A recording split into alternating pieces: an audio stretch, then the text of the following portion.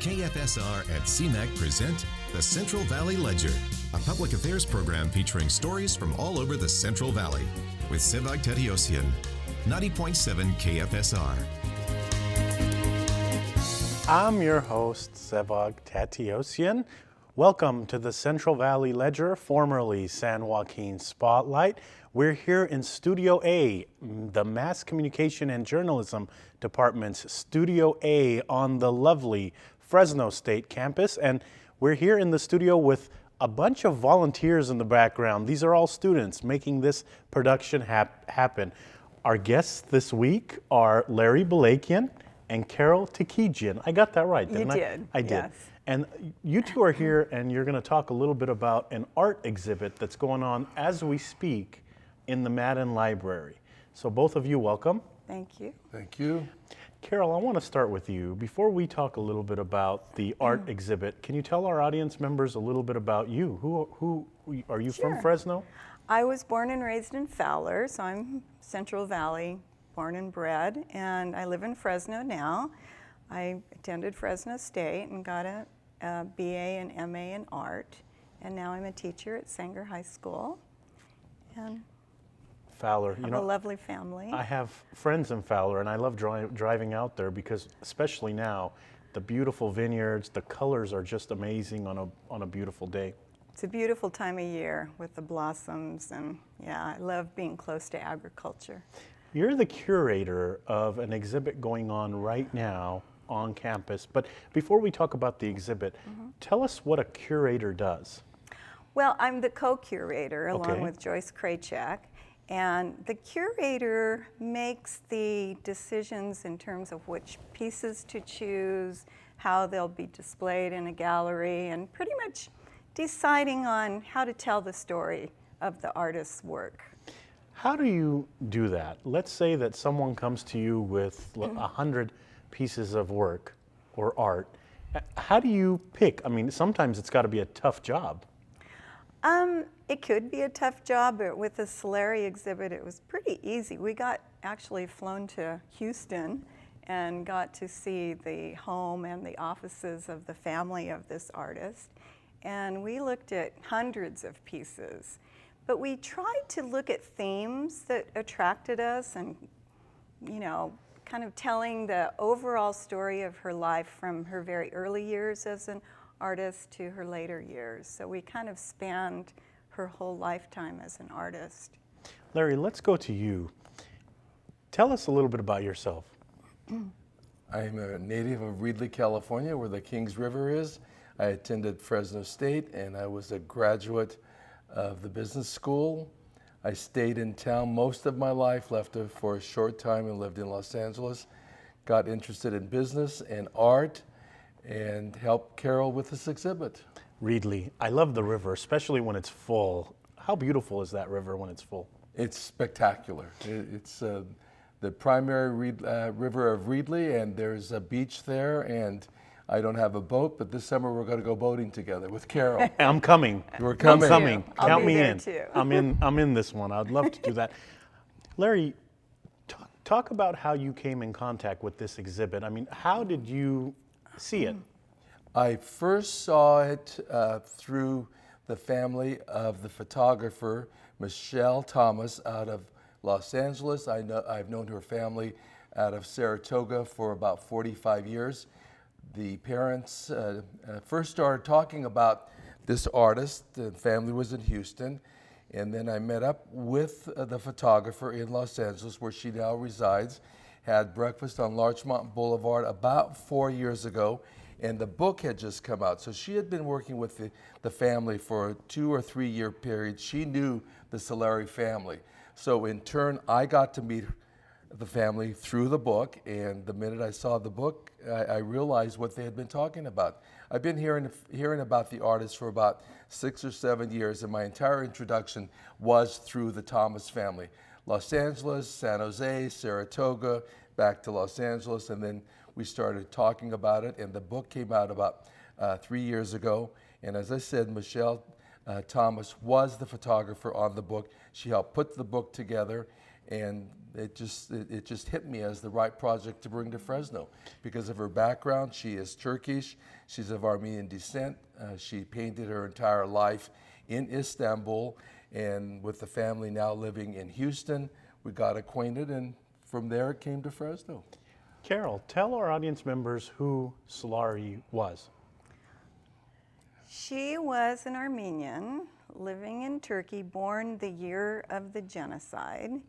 Her uncle was one of the first 100, he was a poet, he was one of the first 100 Armenian intellectuals and artists that got swept away by the Turkish government and killed. And so she was born in that era, but the beautiful thing about Kristin Saleri is that that didn't taint her. She never lost her spirit of enjoying life and exploring life, and her art is very evident of her love of life.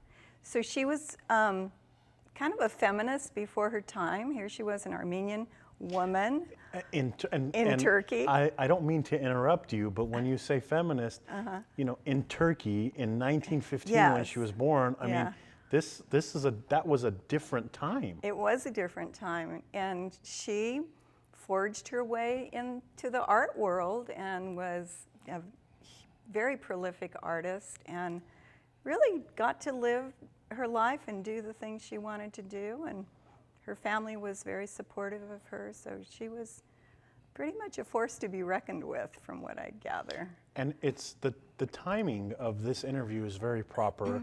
As we speak, and even later on, there'll be commemorations all over the world for the Armenian genocide. So when I heard about this topic, I thought, what a perfect opportunity to have you on. And thank you to Regina Peters, by the way, we have to throw that out there, for arranging this interview. How did the genocide impact her, meaning Soleri? Well, like I told you, her uncle was one of the first 100 people to be involved in the genocide, and I think she just lived her life in spite of it. You know, they remained in Turkey. They did change their name from Salerian to Soleri, I think, to survive in Turkey during those times as an Armenian. That was one way they survived. And I think she was kind of shielded from the horrors of the genocide. It's not that evident in her work. Her work is more of a celebration of nature. Which is interesting, because when you think of people who lost family members in not just a genocide, but in atrocities that have happened throughout our lifetime, sometimes that impacts their outlook and the work. But you're saying, as far as Soleri, it's not evident. She didn't tell the story of the genocide. Yeah. Larry, it's the story of survival. What was happening in addition to the genocide? Life in Turkey, life in Europe. She spent months studying in Paris, and you can see the effect that all those renowned Paris artists had on her work. She did not view herself as a victim. You know, she viewed herself as an artist, and a very determined artist. Do you think, and this may be a tough question, but do you think in her time it was easy to be a female artist in Turkey of Armenian descent? I mean, it sounds like the chips are against you there. I can't imagine that it would be easy, but I think she had such a supportive family, and I believe they were a family with means, and she was able to do it. I want to, The family, it's interesting because they changed their name to Soleri. Her sons, one in Washington, one in Houston, they go by Soleri. Now their children have changed their names back to Solerian. So it's come full circle. So although they were basically forced to change their name and that was part of their survival, the current generation are back to Solerian. Larry, tell the story. So you see this exhibit, you read through the book, and what was going through your mind as you're flipping through the book? I did not actually see the paintings, but I got sold on the work merely through the photography, and the book is very, very well done. It's professionally done. It was done out of Houston and Istanbul. But judging from the pictures and the photographs in the book, I said this is something that Fresno should be involved with. We have real connections with this kind of art. And I happened to, shortly after I saw the photography, the book, I mentioned it to Dean Vita Samian, the dean here at Fresno State, and I explained to her, and we met several times. In turn, she introduced me to Dean McDonald in the library. He reviewed the work, and from there, he showed it to Marcy Morrison. She was going on a trip to Houston. She was the first one to view the art in person.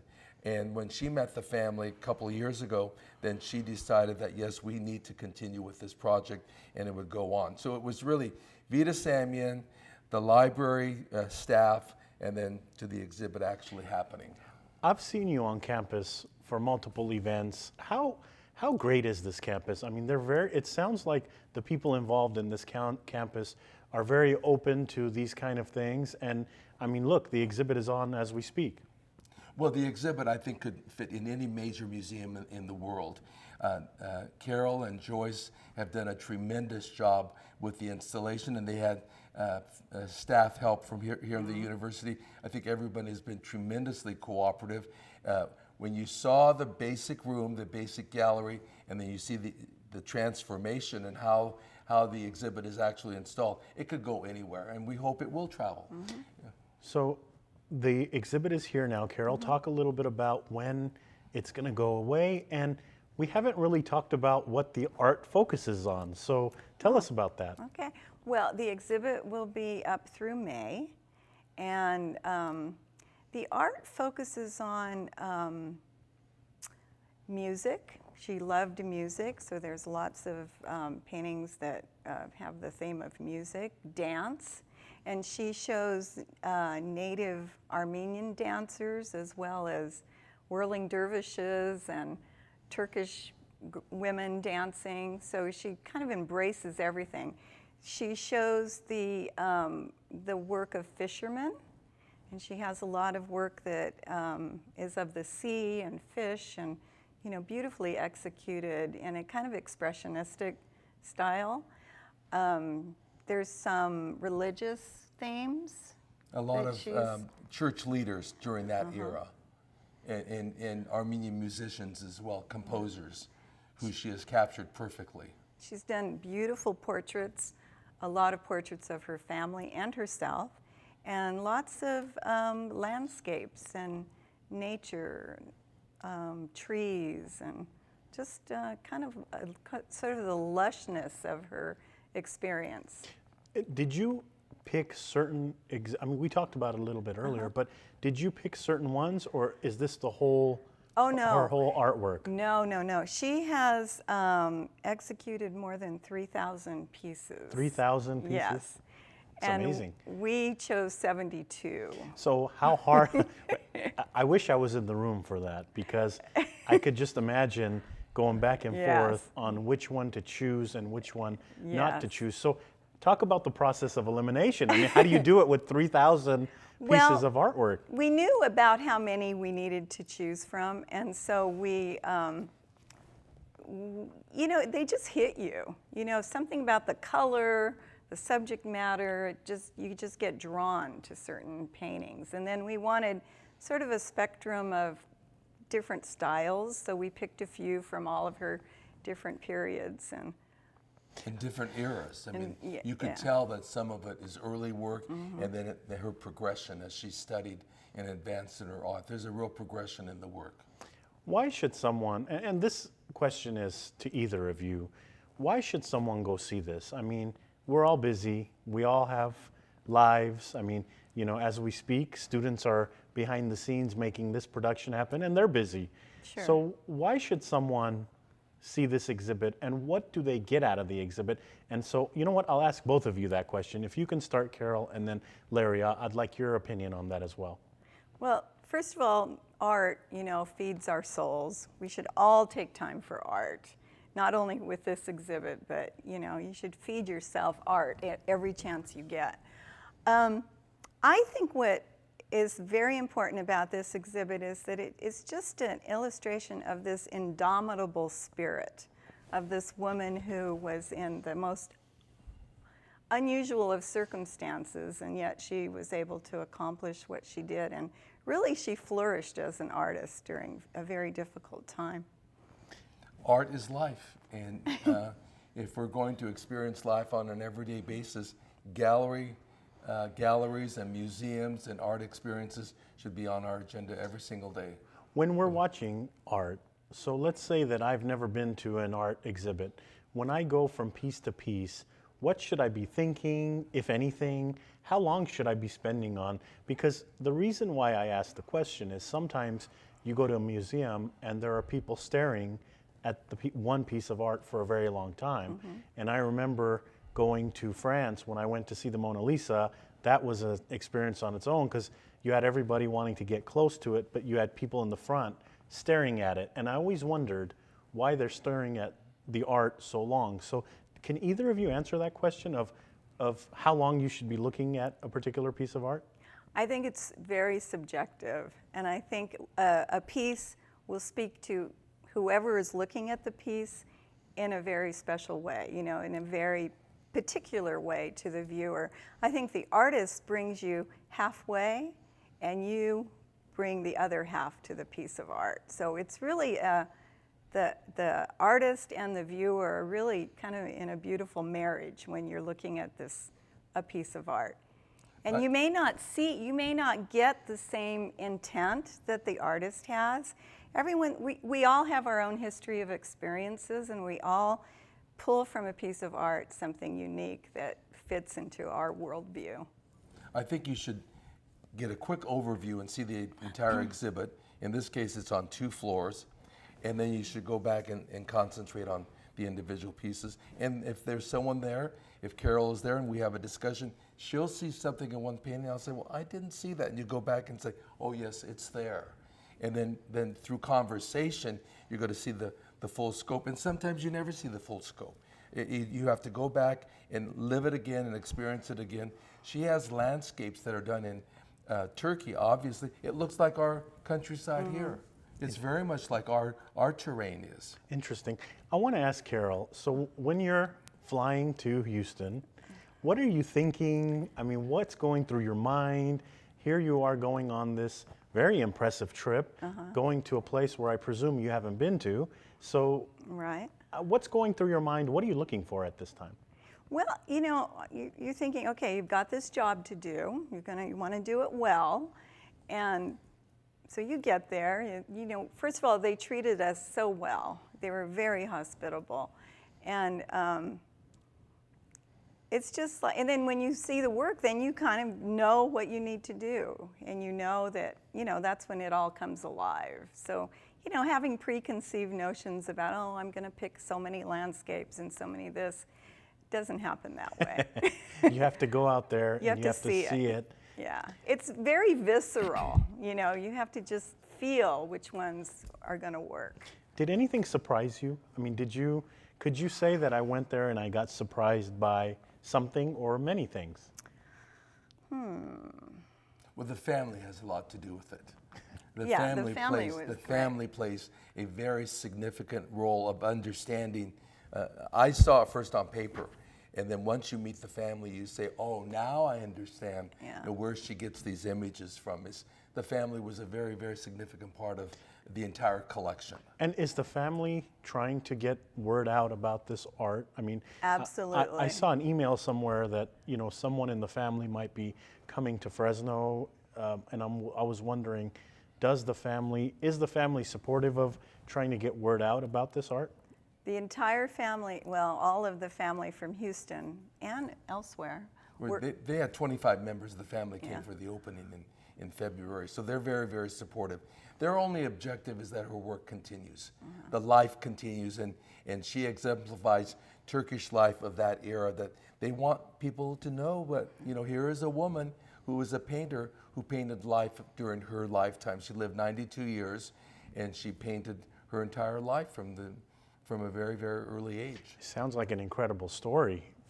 And they're very dedicated to, you know, carefully documenting and cataloging and organizing all of this work and caring for it, you know, in the best conditions. And How has Fresno been to this exhibit? I mean, I know that, you know, if you've lived in Fresno, you know that there's a large Armenian population here. But speaking of both Armenian and non-Armenian Americans, how have they welcomed this? Do either of you have any feedback I think on the it? thing I've repeatedly heard is people have said, how did she end up in Fresno? How come she's not at the Louvre?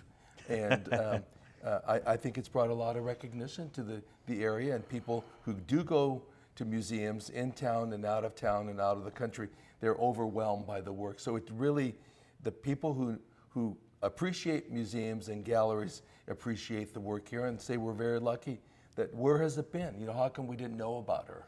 Larry, I wanted to ask you, I've seen you around town, I've seen you in Fresno. You're always doing something. You're always a part of something. Yeah. You're always bringing these kind of things to people's attention.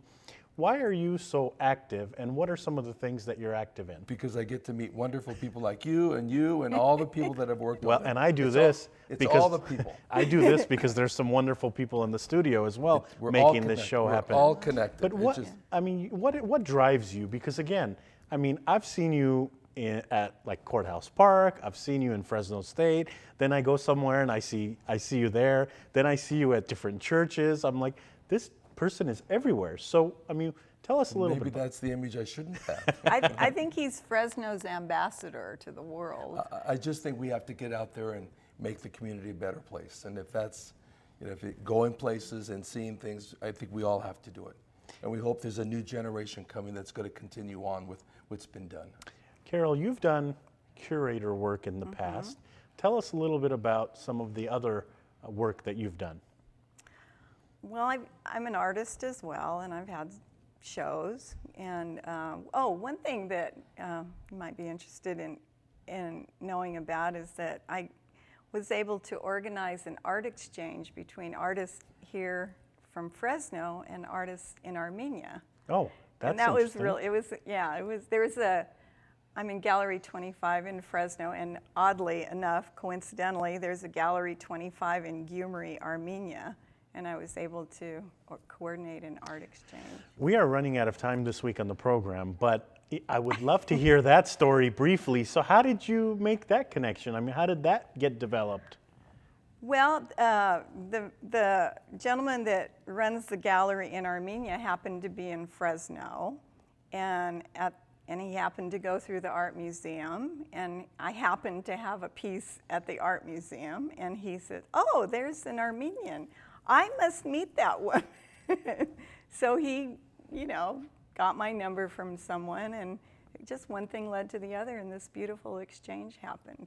And so after, any plans for anything like that in the future? Well, he's asked me to do it again, and nothing's planned at this point, but it may happen. What type of artist are you? If someone were to The ask best. Larry. And I bet you our audience members notice it too, as well as the crew here. You two have a great chemistry, by the way. I mean, it's just, it feels good being I up love here. being Rick.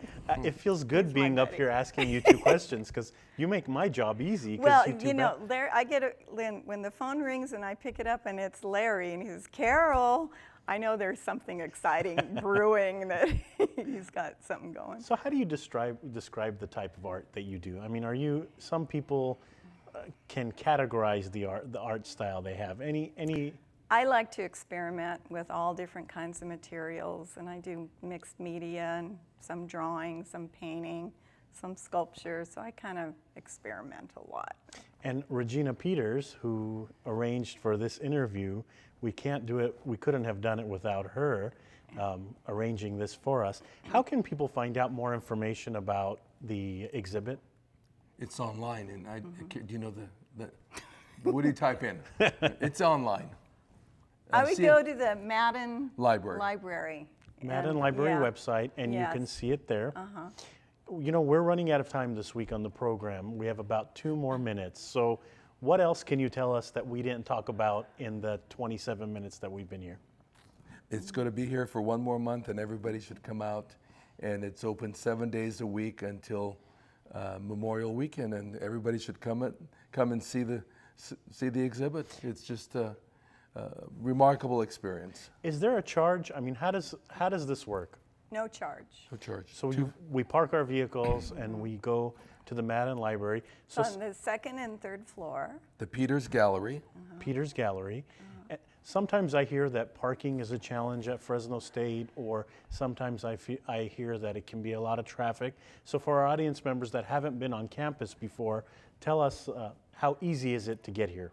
Well, you enter the campus from Barton off of Shaw, and you just park in one of the parking lots, and the library's right there. And buy a $3 parking. So for $3, you can bring the whole family. Larry, so what's next for you? Are you going to be out there trying to bring in more exhibits here? May 20th at the Fresno Art Museum, the Joan Quinn that's Show, right. which is a 50-piece exhibit that's going to be at the Fresno Art Museum for a 3-month period. And we'll come back to talk about Joan Quinn. Come back anytime to talk about any of the artists, because art is important in all of our lives. Carol Tikijian, did I get it right? Yes, you did. I wanted to say Carol Tikijian, but no, it's Carol Tikijian, Yes. Larry Balakian. Thank you so much for coming on the program this week. Thanks Thank for you. having us. That's all for this edition of the Central Valley Ledger, formerly San Joaquin Spotlight.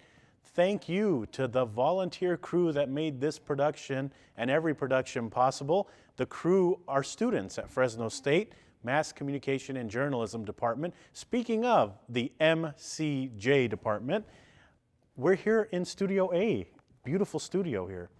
Thank you to our audience members listening to this broadcast on 90.7 FM KFSR Fresno, and also to those watching on CMAC, Comcast 93, and AT&T 99. Hope you enjoyed the program this week.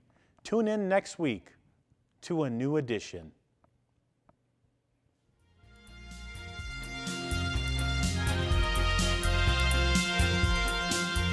KFSR and CMAC present the Central Valley Ledger every Sunday morning at 11:30. For a complete program schedule, visit kfsr.org.